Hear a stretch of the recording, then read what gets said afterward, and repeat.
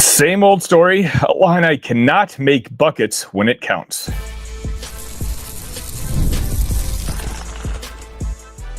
You are Locked On Illini, your daily podcast on the Illinois Fighting Illini. Part of the Locked On Podcast Network, your team every day. Welcome welcome all to another edition, post-game edition of Locked On Illini. Thank you all so much for making this network the number one sports network in the world. My name is Sonny Verma, your host here at Locked On, where I continue to provide you coverage each and every day. Everything you see and hear is absolutely free. All I ask for in return is if you hit that like button and make sure you're subscribed to the channel. Illinois loses 74-61 in a game that quite honestly could have been 94-61. It felt like Illinois plays quite simply. Like, how else can I phrase this? You hope this is probably the worst play they're going to have all season long. And, again, the ultimate the result, we can talk about that a little bit later. I do want to start with the negative. And that's just, are you not tired of this story? This team shot 19 for 60 from the field, 6 for 29 from three-point land.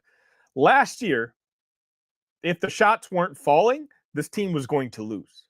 And I've been saying all season long that the floor on this team is higher. And don't get me wrong, it kind of is. I'm going to backtrack to that, at the end of this segment. But the frustrating part about all of this as Illini fans, and let me know in the comment section if you agree, is once again seeing if the shots aren't falling, there's no adjustments being made. Last year when the shots weren't falling, I played the analytics card because I understand an open three-pointer is an open three-pointer. It's either a good shot or not a good shot, regardless of the context. If you're wide open and you're supposed to be a good three-point shooter, you should shoot the ball when you have a wide open shot in front of you. But when you're 5 for 25 at one point,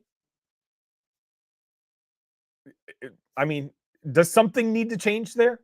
Is there, at some point, maybe you're wide open because the best coach in the country is letting you be wide open. It's clear what the game plan with Illinois is. Let them shoot themselves out of the game. Because if the shots aren't falling, Illinois is not going to adjust. And there was very little adjusting going on today. I realized I didn't change the background. I'll do that right now. It's one of those. It's frustrating as an Illini fan because we know how good this basketball team can be. We've seen it early in the season. And so, with that being the case, with this team being better than the team that we saw last year, I'm mad here because I want the coaching to be better than it was last year. We have a very good, competent staff at most facets of the game. But there's one that's just glaring. And this has not been a secret this is not a secret. We all know. I'm pro Brad Underwood on this show. You guys know that. There's a lot of crybabies out there, including in the Talk Illini Discord. Love you guys, but man, if you were in that Talk Illini Discord today, where we got 300 Illini fans talking sports, you would have thought we lost by 40. You lost by 13 points to UConn, which again, I'll circle back on that.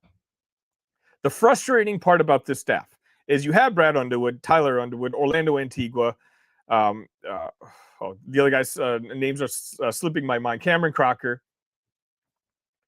They all are good at certain things, supposedly, right? I haven't seen what Cameron Crocker is very good at.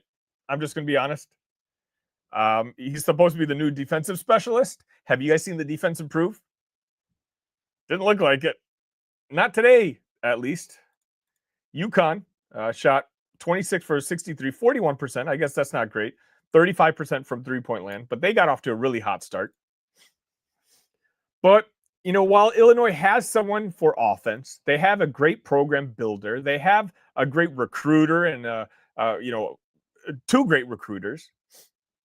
Clearly, what they lack, and they've been lacking since what? Gentry left? that's his name, right? The kid who left to Gonzaga to coach under Mark Few. Since he's been gone, we've never had a guy in that huddle who can take the context of the game and suggest some changes. Because games like today is when you could have used that. I had Illinois losing this game. And look, some of you are not going to like what I'm about to say. The final score of this game doesn't bother me all that much. 74-61. If anything, with how badly this team played today, with how badly they shot, all your best players outside Kylan Boswell and Zvonimir Ivisic were garbage today. Despite all of that, you lost by 13 points in a home game, the number 5 team in the country, a team who I think every single year could win the national championship. I thought this team could lose. If Illinois played average, they could lose by 13 to a UConn game. Like that, the final score does not bother me. The way they played, they should have lost by 30, 35.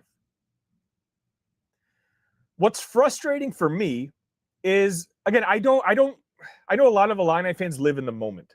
2 weeks ago, we were ready to make the Final Four. And now, if you listen to Illini fans, this team is barely a Big Ten contender. And that's, I just sit back and I laugh. Like, what else can I do sitting here? One thing in this space, in this job that I have, is I've learned to take a step back from living in the moment all the time. So that's why this result doesn't bother me. I had us losing to UConn anyway. What bothers me is big picture, that you do, in a lot of sort of ways, see the ceiling of what this coaching staff puts together. And I'm trying to be clear about this. Not that it can't be changed, but a change needs to be made. You need to bring on a guy who understands you have a good big picture guy. You have multiple good big picture guys. But routinely, it's tiresome. Does anyone think that Brad Underwood's going to win an X's and O's game against Dan Hurley or Matt Painter? Do you think Matt Painter and Dan Hurley are in any sort of way intimidated by the strategy that the other team is going to put forth on them, Illinois? Illinois still is a very good team, guys. They're going to win 20-plus games. They're going to be top 3, maybe top 4 in the Big Ten Conference. Absolutely contend. So if that's where you're at, that's fine. I respect it. Don't agree with it at all, because I'm looking at overall a team that played its worst game, hopefully, of the season. I mean, this shooting was absolutely awful. You only lost by 13 points in Storrs South. But for me, I see how good this basketball team is. And it's frustrating because now we could be playing Nebraska in basketball next week, and we could lose that game. We could be playing Tennessee next week, which we are, and we could win that game. We could be playing Northwestern in basketball next week, and we could lose that game. We could play Purdue the following week, and we can win that game. Just because of the way this offense is structured. At its peak powers, yes, this team can beat anybody on the schedule. If they're hitting their shots, if the offense is humming like it's designed to, this team 100% has Elite 8 and beyond potential. But if the shots aren't falling, we don't have the guys in charge seemingly, and I feel safe saying this because we've got years worth of track records. If the shots aren't falling, we don't have the guys who can be like, hey, let's try this instead. I got a couple more comments right after this. The holidays always feel a little easier when you already know the perfect gift. And Omaha Steaks make it almost too simple. Whether you're treating yourself this season or sending something memorable to family and friends, Omaha Steaks delivers handcrafted perfection right to their door. And this week is the best time to to jump in because their cyber sale is here and the deals are huge. The quality is exactly what you hope for. Incredibly tender steaks, rich flavor, and meals that make hosting or weeknight cooking easier. Honestly, it's the kind of gift that brings people together, and you don't need to guess anyone's size. Save big on unforgettable gifts with Omaha Steaks. Visit omahasteaks.com for 50% off site-wide and an extra 20% off select favorites during their cyber sale. And for an additional $35 off, use promo code COLLEGE at checkout. That's omahasteaks.com, promo code COLLEGE. Terms apply. See site for details.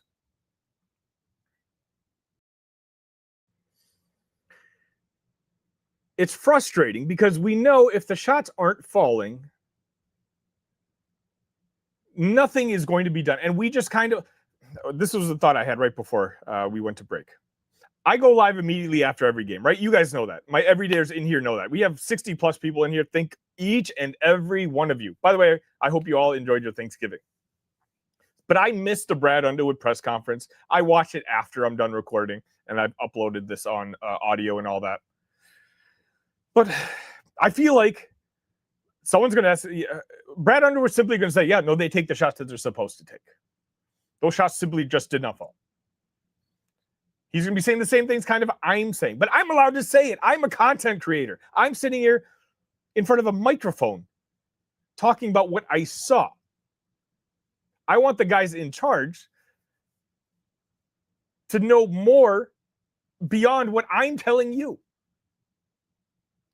They're supposed to take their open shots. Okay, 6 for 29. It doesn't matter. If you have 29 open three-pointers, you're supposed to shoot those three-pointers or you're going to get benched.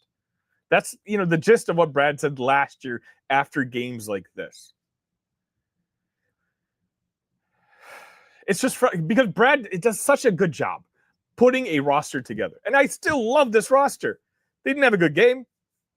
We'll get to that in a little bit.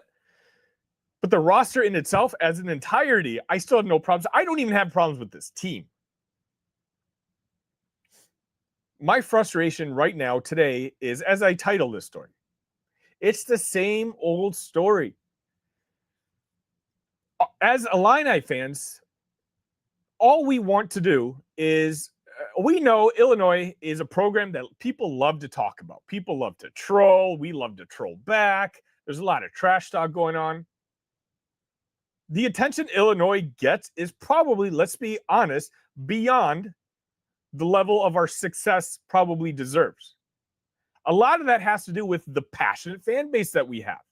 There's a reason that our games are almost always one of the most highly rated games on television. But just one time, what we want is to show up for these big games on Black Friday, where the entire world is watching, and have something to be proud of. We only lost by 13 points. I get it, but we were never in this game. And I think that's the frustrating part. Once again, the running joke's going to be us Illini fans, truthfully, talking about what this team could look like, the ceiling of this team. And while we are right, I still, again, like the potential of this basketball team. We have the trolls, the detractors on the other side, and sometimes within the own fan base, this very own fan base, trust me, there's plenty of them, who just laugh and scoff because every time this Illinois basketball team has an opportunity to showcase itself, this happens. The same old story. And that's where the frustration comes in. Because at some point, it's not the players. I don't think it's the players. The players are doing what they're instructed to do. They practice this. What do they call it? The gold shots. You're supposed to take layups and you're supposed to take three-point shots. Brad Underwood has said this in post-game press conferences. If you're wide open, you have the ball in your hand at 3 points, and you don't shoot the ball, I'm going to take you out.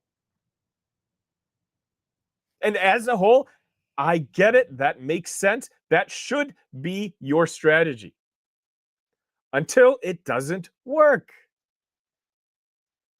At some point, if you're being paid that much money, you have to have the wherewithal to figure something else out, a backup plan out. Because otherwise, and this is what kind of happened today, is you go down 17 points. You go down 23 points, I think it was at some point. And then you're forced to keep shooting threes. You don't have a choice. Because twos aren't going to bring you back. It's hard.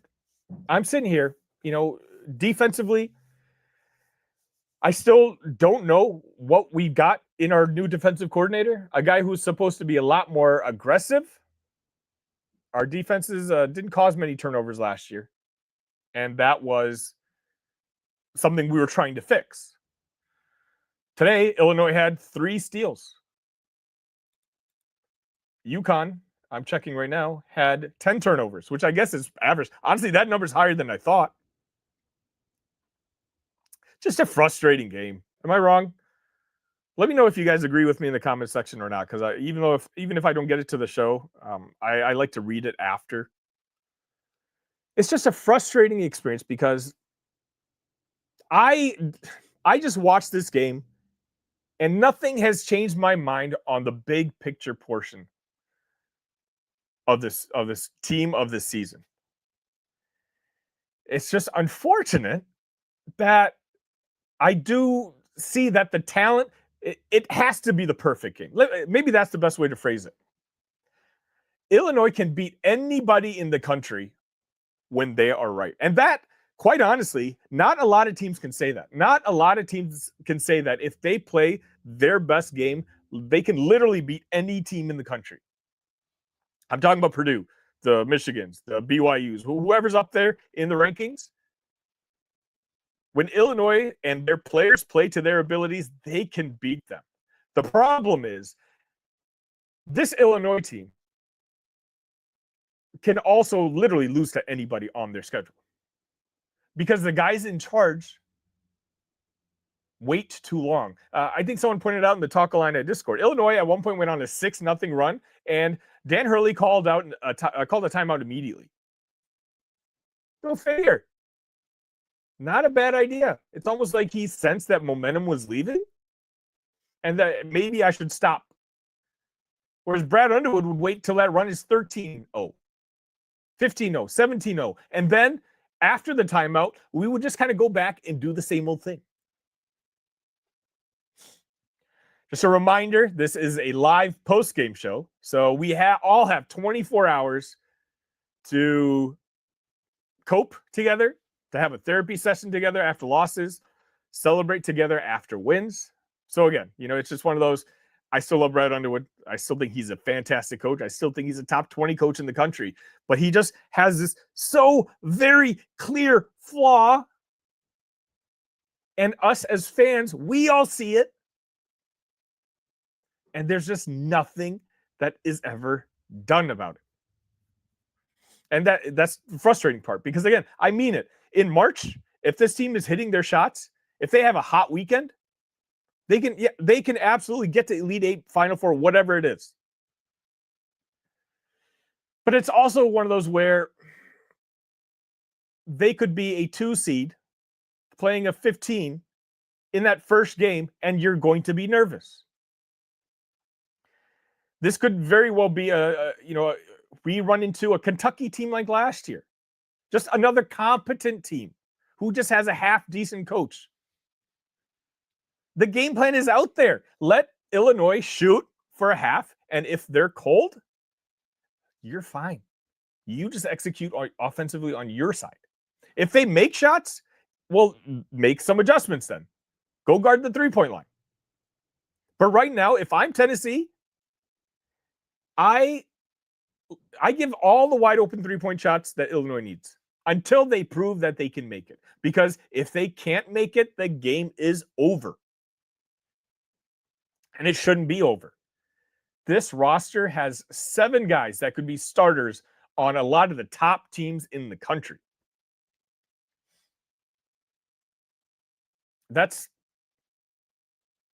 You guys let me know. Again, in the chat, am I rambling? Do you guys agree with what I'm saying?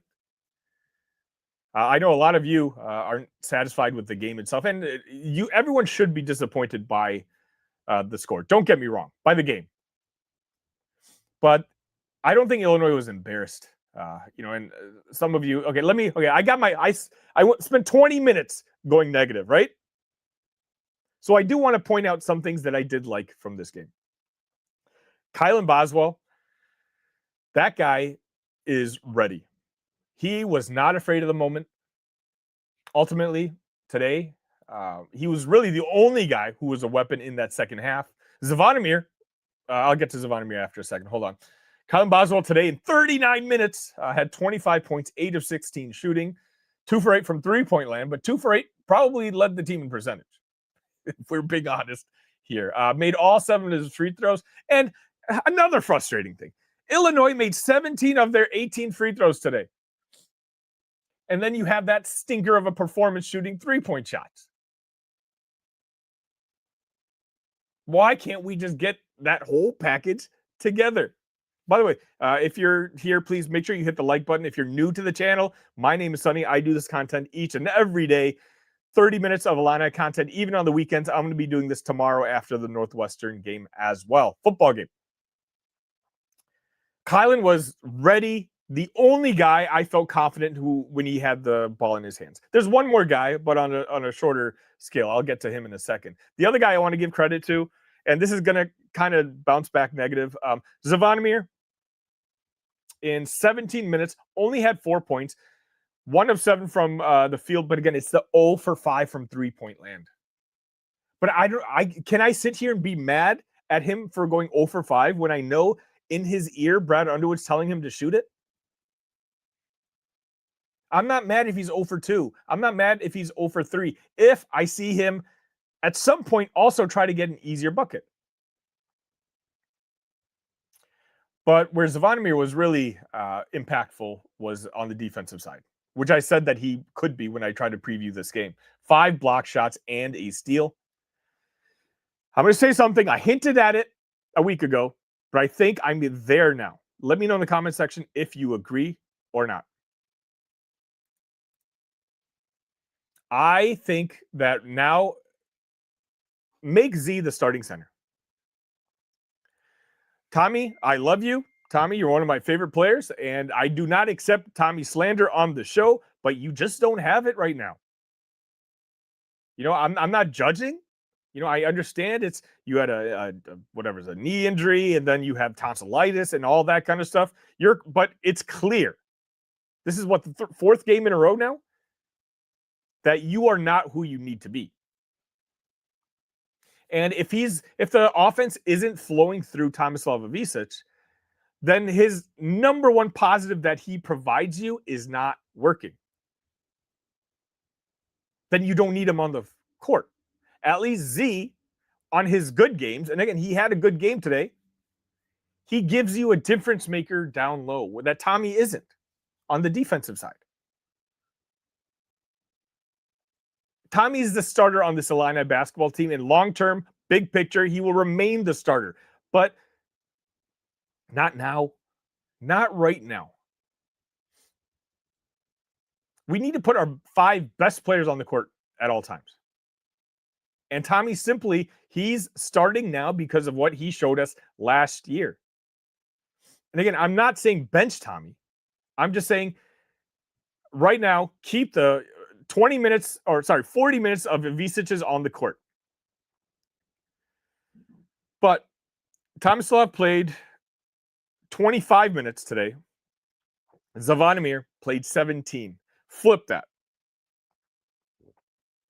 Have Zavonimir play 20 plus and have Tommy come in, play 20-ish, 20 max. Until this conditioning is figured out. Because it's clearly, unless he just regressed as a basketball player, and I don't think that's it. Because he never really had issues hustling and all that last year. Today, same story. He's just slower. And it's become worrisome. The other guy who, again, I liked, he clearly has something that he needs to work on, but Mihailo was also not afraid of the moment today. He took it to UConn in particular in that first half. If I'm Brad Underwood and Cameron Crocker, this next week until that Tennessee game, all I do is focus on Mihailo Petrovic trying to battle through screens because that's all UConn did. And he has not figured that part out yet, at least of the American game. Get to more right after this. The NBA is back, and there's no better place to get in on the action than FanDuel, the official sports betting partner of the NBA. Even if you missed the start of the game or want to ride the hot hand, FanDuel has live bets on everything from who'll score next to any fourth quarter comeback. Plus, you can even combine your live plays into a same game parlay for a bigger payout. It keeps every game exciting, no matter if your team's winning or they're losing. Right now, FanDuel is giving new customers $300 in bonus bets when your first $5 bet wins. So head to FanDuel.com to sign up and play your game with FanDuel, the official sports betting partner of the NBA.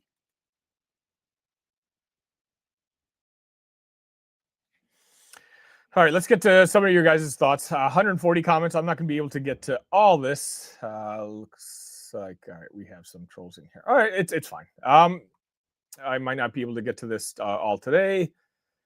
Appreciate each and every one. Let's see. UConn gave us every opportunity in the second half to come back and win. Exactly. Like,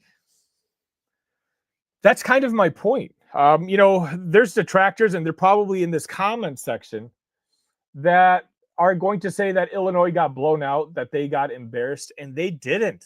Not today. UConn gave you opportunities, and quite honestly, the way Illini fans are discussing this game, both on social media, in the Talk Illini Discord, et cetera, makes it sound like we lost by 40 points. But this game, it was there. As Ross says right here, you can't get much colder from the field than the Illini. If we hit closer to our capability, we'd have won or at least made it close. Jason says, I'm curious if the NBA three-point line is messing with their heads because almost all their shots are beyond that line. Maybe, but grow up, right? You guys are being paid a lot of money now. Jason says, Andrej Stojakovic was supposed to be the stud offensive player. This dude is nowhere near to be seen, just not consistent from game to game. Andrej is Andrej. I'm not going to kill him on this game because UConn has a way to scheme your best player out if you can't shoot three-pointers. They did this exact thing to Terrence Shannon Jr. In the Elite Eight game. Terrence was a non-factor. Terrence Shannon Jr. was the second best player in the country that year, and he was a non-factor against UConn. Because if your only game is to go to the rim, you're not going to get anything done against this team. And for the record, Andres today in 25 minutes was 1 for 7 from the field, and he made his first shot, I think. He only had 3 points, 2 assists, 0 rebounds. He was a minus 16 from the floor. That's the worst on this basketball team. Jason says, Brad can't compete against the big boys. Being above average program is getting old. I think we're above that too, but I get what you're saying. Brad says Tennessee's going to crush this orange crush list. I get what you're saying, Brad, but no, this is the frustrating part. I absolutely can see that next week I can come on here because Illinois shot 44% from three-point land and Tennessee never had a chance. But that's the frustrating part of this basketball team. Carl says, Sonny, there was no easy adjustment on offense. We shot equivalently bad on twos. We simply need to shoot better on both twos and threes or have players who play better. St. Thomas says, Sonny losing by 14 points is getting blown out. Losing by 30 is an absolute disaster. Pat says Tommy was light in the butt last year, and he's again this year. Euros, light. Okay, I get what you're saying. Euros are soft. Okay, I mean, I'm not going there at all. David, not a great game. 18 points, 3 of 10 from the field, 8 points, 8 rebounds.